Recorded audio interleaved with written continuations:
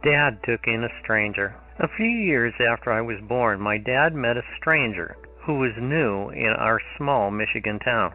From the beginning, Dad was fascinated with this enchanting newcomer and soon invited him to live with our family.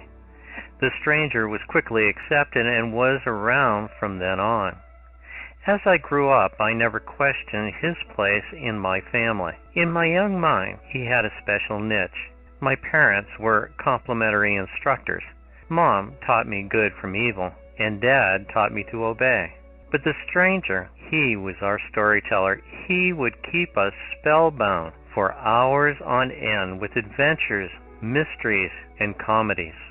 If I wanted to know anything about politics, history, or science, he always knew the answers about the past, understood the present, and even seemed able to predict the future.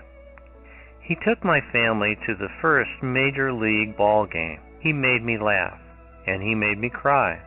The stranger never stopped talking, but Dad didn't seem to mind. Sometimes Mom would get up quietly while the rest of us were shushing each other to listen to what he had to say, and she would go to the kitchen for peace and quiet. I wonder now if she ever prayed for the stranger to leave. Dad ruled our household with certain moral convictions, but the stranger never felt obligated to honor them. Profanity, for example, was not allowed in our home, not from us, our friends, or any visitors. Our longtime visitor, however, got away with four-letter words that burned my ears and made my dad squirm and my mother blush. My dad didn't permit the liberal use of alcohol, but the stranger encouraged us to try it on a regular basis.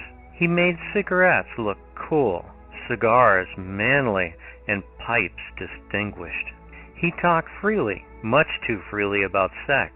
His comments were sometimes blatant, sometimes suggestive, and generally embarrassing. I now know that my early concepts about relationships were influenced strongly by the stranger. Time after time, he opposed the values of my parents, yet he was seldom rebuked and never asked to leave. More than 50 years have passed since the stranger moved in with our family.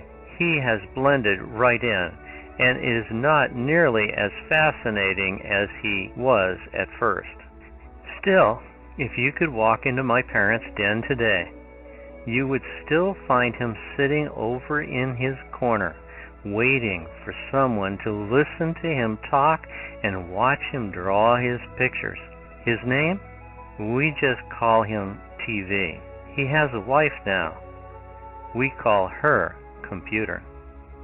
Today we see once again the marvelous relationship and the unconditional love that exists between Jesus and his Father. We are also blessed in that we too are sharers in that relationship, for we are God's children. Relationships don't grow in isolation. They are developed. There is an old saying that says, "A family that prays together stays together." This is my commandment: love one another as I love you. No one has greater love than this, to lay down one's life for his friends.